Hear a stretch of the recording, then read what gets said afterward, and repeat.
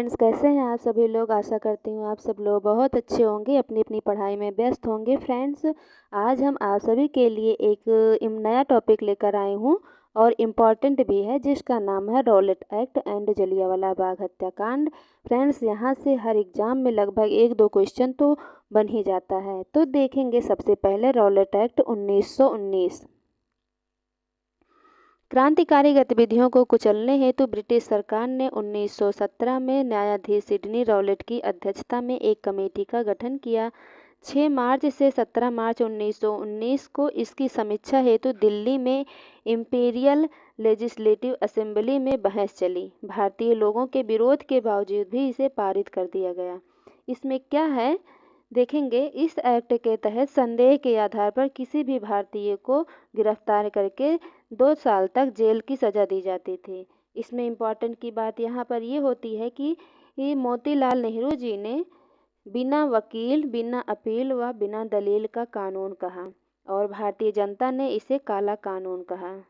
अब फ्रेंड्स देखेंगे गांधी जी ने क्या किया था। तो गांधी जी ने इसके विरोध में सत्याग्रह सभा की स्थापना किए थे। इसकी स्थापना कब हुई थी? 23 मार्च 1919 को। ये क्वेश्चन बनता है फ्रेंड्स कि सत्याग्रह सभा की स्थापना किसने किया था? तो गांधी जी ने किए थे। और कब किए थे? 23 मार्च 1919 को। इसमें कौन कौन लोग शामिल थे? जमनालाल दास शामिल थे फ्रेंड्स। जमनालाल बजाज नहीं, जमनालाल दास है यहाँ पर। और द्वारिका दास, शंकर लाल बैकर, उमर सोमानी, बीजी हारनीमन इत्यादि लोग शामिल थे। उदारवादी नेताओं ने गांधी के इस सत्याग्रह सभा का विरोध किया, जिसमें सुरेंद्र नाथ बनर्जी, तेज बहादुर सप्रू, श्रीनिवास शास्त्री व एनी बेसेंट भी शामिल थे। एनी बेसेंट ने गांधी जी को भारतीय राजनीति का छोटा बच्चा कहा है। फ्रेंड्स, यह क्वेश्चन बहुत इंपॉर्टेंट होता है कि गांधी जी को भारतीय राजनीति का छोटा बच्चा किसने कहा? तो एनी बेसेंट ने कहा था। गांधी जी ने 6 मार्च 1919 ईस्वी को देश भर में हड़ताल करने की अनुशंसा किया। गांधी के इस अनुरोध पर संपूर्ण देश में हड़ताल व उपवास प्रारंभ हो गया, हिंसा प्रारंभ हो गई। गांधी जी ने पंजाब व दिल्ली में हो रहे हिंसक घटनाओं को रोकने के लिए पंजाब गए, परंतु सरकार ने उन पर पाबंदी लगा दी। 9 अप्रैल 1919 ईस्वी को गांधी ने दिल्ली में प्रवेश का प्रयास किया। सरकार ने गिरफ्तार कर लिया और बम्बई जेल में भेज दिया। गांधी जी वहाँ जा ही नहीं पाए। अब उसके बाद देखेंगे जलियांवाला बाग हत्याकांड। जलियांवाला बाग हत्याकांड कब हुआ था? 13 अप्रैल 1919 ईस्वी को हुआ था। किस दिन हुआ था? तो बैसाखी के दिन हुआ था। कहाँ हुआ था? पंजाब में, अमृतसर में हुआ था। पंजाब के गवर्नर उस समय कौन थे? माइकल ओ डायर थे। पंजाब के गवर्नर उस समय कौन थे? फ्रेंड्स, ये क्वेश्चन बहुत इंपॉर्टेंट बनता है कि उस समय पंजाब के गवर्नर कौन थे? माइकल ओ डायर थे। और ऊधम सिंह ने ही इन्हें ब्रिटेन में जाकर गोली मार दिया था। हत्याकांड के समय अंग्रेज अधिकारी जनरल ओ डायर थे। जनरल ओ डायर वहाँ हत्याकांड के समय अंग्रेज अधिकारी थे। इसकी जांच हेतु एक कमेटी बनाई गई थी जिसका नाम है हंटर कमेटी। फ्रेंड्स, ये क्वेश्चन बहुत इंपॉर्टेंट होता है कि हंटर कमेटी का गठन किसके लिए हुआ था? तो जलियांवाला बाग हत्याकांड की जांच हेतु हुआ था। और एक क्वेश्चन यहाँ पर बनता है फ्रेंड्स कि हंटर कमीशन किसके लिए आया था? यस फ्रेंड, हंटर कमीशन था, शिक्षा से संबंधित था। और यहाँ पर हंटर कमीशन है, हंटर कमेटी है। तो यहाँ पर ध्यान देना है फ्रेंड्स, ये हंटर कमीशन जो आया था वो शिक्षा के लिए आया था। और ये हंटर कमेटी जो है ये जलियांवाला बाग हत्याकांड की जांच के लिए आया था। इसके विरोध में गुरु रविन्द्रनाथ टैगोर जी ने नाइटहुड की उपाधि त्याग दी।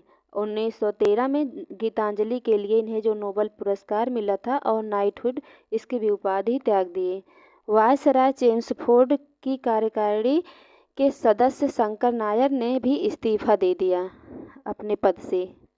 और हत्याकांड क्यों हुआ? रॉलेट एक्ट के विरोध में पंजाब में 2 स्थानीय कांग्रेसी नेताओं ने डॉक्टर सतपाल और सैफुद्दीन किचलू को गिरफ्तार कर लिया गया इसीलिए। फिर 10 अप्रैल 1919 ईस्वी को लोगों के विरोध में रैली निकाली गई। ब्रिटिश सरकार ने दमन हेतु गोलीबारी की, जिसमें अनेक आंदोलनकारी मारे गए। 10 अप्रैल की घटना के इस विरोध में 13 अप्रैल 1919 ईस्वी को बैसाखी के दिन जल्ली नामक सरदार के बाग में, कहाँ पर, जल्ली नामक सरदार के बाग में लोगों ने शांतिपूर्वक सभा का आयोजन किया। जनरल डायर ने सभा कर रहे सभी लोगों पर गोली चलाने का आदेश दे दिया। फ्रेंड्स, यहाँ पर ये क्वेश्चन बनता है कि गोली चलाने का आदेश किसने दिया, तो जनरल डायर ने गोली चलाने का आदेश दिया था। और उधम सिंह ने किसको मारा था, तो वहाँ माइकल डायर को मारे थे। फ्रेंड्स, अब देखेंगे इसमें इम्पॉर्टेंट क्या है। इस समय हंसराज नामक व्यक्ति जो था वो भाषण दे रहे थे। ये फ्रेंड्स यहाँ पर इम्पॉर्टेंट होता है कि उस समय भाषण कौन दे रहे थे जब जलियांवाला बाग हत्याकांड हुआ था, तो हंसराज नामक एक व्यक्ति थे जो भाषण दे रहे थे, जिसमें हजारों लोग मारे गए। संपूर्ण भारत में जघन्य हत्याकांड का विरोध हुआ, इसकी निंदा भी हुई। ब्रिटिश सरकार ने हत्याकांड की जांच हेतु लॉर्ड हंटर की अध्यक्षता में हंटर कमेटी नियुक्त की। इस कमेटी ने हंटर को दोष मुक्त घोषित कर दिया, क्योंकि उसमें सभी अंग्रेज ही थे, अंग्रेज अधिकारी ही थे, तो दोष मुक्त घोषित ही करेंगे। रिपोर्ट प्रस्तुत करते हुए लिखा कि केवल 379 लोग ही मारे गए। हंटर कमेटी के सदस्य जस्टिस रैस्किन, जॉर्ज वेरो, थॉमस स्मिथ थे। चिमनलाल सीतलवाड़, शहजादा सुल्तान अहमद, जगत नारायण। नोट इसमें देखेंगे क्या है इम्पोर्टेंट। ब्रिटिश सरकार ने षड्यंत्र रचकर इस हत्याकांड के दोषियों को बचाने हेतु इंडेमनिटी बिल पारित किया। जनरल डायर को नौकरी से बर्खास्त कर दिया। ब्रिटेन के हाउस ऑफ कॉमन ने डायर को इस कुकृत्य की प्रशंसा करते हुए उसे ब्रिटिश साम्राज्य का शेर कहा और तथा स्वॉर्ड ऑफ ऑनर तथा 2600 पाउंड की धनराशि, एक तलवार, बंदूक देकर सम्मानित किया उनको वहाँ पे। मॉर्निंग पोस्ट नामक समाचार पत्र ने डायर की सहायता हेतु 30,000 पाउंड दिए।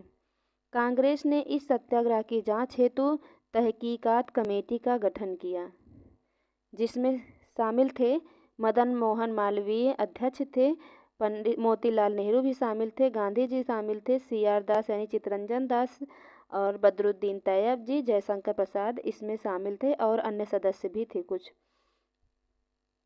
अब इसके बाद देखेंगे गांधी ने हंटर कमेटी की रिपोर्ट को पन्ने दर पन्ने लीपापोती कहा। 18 अप्रैल 1919 ईस्वी को गांधी जी ने अपना आंदोलन वापस ले लिया। वह इस एक्ट के विरोध में की गई हड़ताल को अपनी हिमालयी भूल कहा। हिमालयी, ये फ्रेंड्स यहाँ पर इम्पॉर्टेंट हो जाता है। फ्रेंड्स, अगर वीडियो अच्छी लगी हो तो लाइक, शेयर एंड सब्सक्राइब करना ना भूलें। मिलते हैं नेक्स्ट वीडियो में। Thanks for watching.